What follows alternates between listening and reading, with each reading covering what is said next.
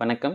இன்னைக்கு நம்ம எந்த புத்தகத்தை பற்றி பார்க்க போகிறோம்னு பார்த்தீங்கன்னா, லவ் வில் ஃபைண்ட் எ வே அப்படின்ற புத்தகத்தை பற்றி பார்க்க போகிறோம். இது எழுதினவர் வந்து அனுராக் அப்படின்றவர். இந்த புத்தகத்தில் எதை பற்றி பேசுகிறாங்கன்னா, ஒரு ஹீரோ, அந்த ஹீரோ பேர் மாதவ். அவர் வந்து ஒரு ரிச் மேன். ஆனால் யங் மேன் தான். லைக் அவருடைய காலேஜில் ஃபைனல் இயர் படிச்சுட்ருக்காரு. அவர் ஒரு யூனிவர்சிட்டி டாப்பர்.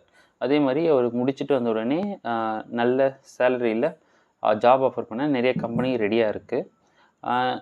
இந்த அளவுக்கு ரிச்சான நல்ல அகாடமிக்கான பர்சன் தான். பட் இருக்கிற ஒரு பிரச்சனை என்னென்னு பார்த்தீங்கன்னா, இவருக்கு வந்து கோபம் அதிகமாக வரும். எந்த அளவுக்கு கோபம் வரும்னு பார்த்தீங்கன்னா, இவர் கோவப்பட்டாலோ இல்லை கோவப்படுத்துகிற மாதிரி ஏதாவது நடந்துக்கிட்டாலோ அவர் கோவப்படுற லெவல் வந்து ஒரு டிஃப்ரெண்ட் பர்சனாகவே தெரியும். இவர் இல்லையே, இவருடைய அந்த ஆங்கிரி இதே வேறு மாதிரியான இருக்கும். ஸோ இது வந்து வீட்டில் இருக்கிறவங்களுக்கெல்லாம் ஒரு இதுதான். அவர் வீட்லேயும் அவ்வளோவா பேச மாட்டார் யார்கிட்டையும். எப்பவுமே கொஞ்சம் லோன்லியாக இருக்கிற பர்சன். பட் இவருக்கு ஒரு கேர்ள் ஃப்ரெண்ட் இருக்குது. அந்த கேர்ள் ஃப்ரெண்டு எப்படி இருக்குன்னா, இவர் ரிச்சஸ்ட் பர்சனாக இருக்கார், இல்லை நல்ல இன்டெலிஜென்ட் பர்சனாக இருக்கார் அப்படின்றதுக்காக கூட இருக்கிற ஒரு கேர்ள் ஃப்ரெண்ட். அதே மாதிரி இவரும் அந்த பொண்ணு மேலே அவ்வளோவா இன்ட்ரெஸ்ட் இல்லை, இது கேர்ள் ஃப்ரெண்ட் வச்சுக்கலாம் அப்படின்றதுக்காக இருக்கிறதோட பெருசாக ஒன்றும் இவங்க ரிலேஷன்ஷிப் வந்து அடுத்த லெவல் போகிற மாதிரி இல்லை. அந்த மாதிரி தான் இருக்காங்க.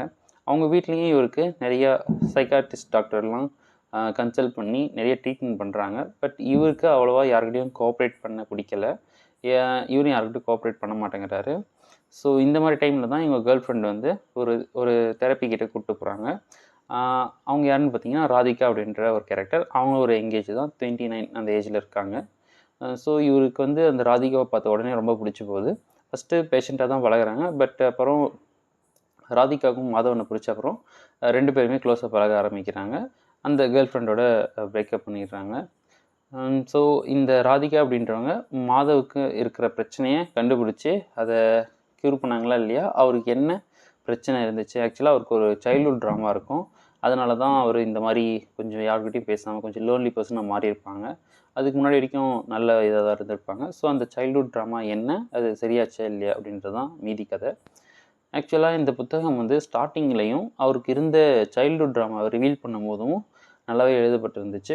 பட் நடுவில் வந்து நிறைய போர்ஷன்ஸ் வந்து கொஞ்சம் போராக போகிற மாதிரி இருந்துச்சு. அவ்வளோவா இன்ட்ரெஸ்டிங்காக இல்லாத மாதிரி இருந்துச்சு.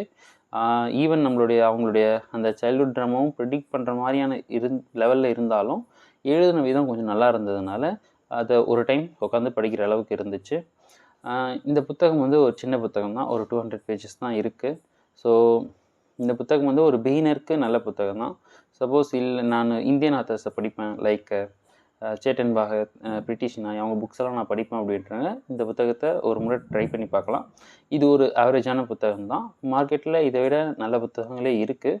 பட் இருந்தாலும் டைம் இருக்குது, வாங்கி படிக்கலாம் அப்படின்றவங்க இதை படிக்கலாம். இன்டர்நெட்டில் கொஞ்சம் இதை பற்றி அதிகமாக பேசியிருக்காங்க, நல்லா இருக்குன்ற மாதிரி. ஆனால் இது ஒரு ஆவரேஜ் லெவலில் தான் எனக்கு பட்டுச்சு. ஸோ படிக்கணுன்றவங்க இந்த புத்தகத்தை வாங்கி படிக்கலாம். Love will find a way by Anurag. Thank you.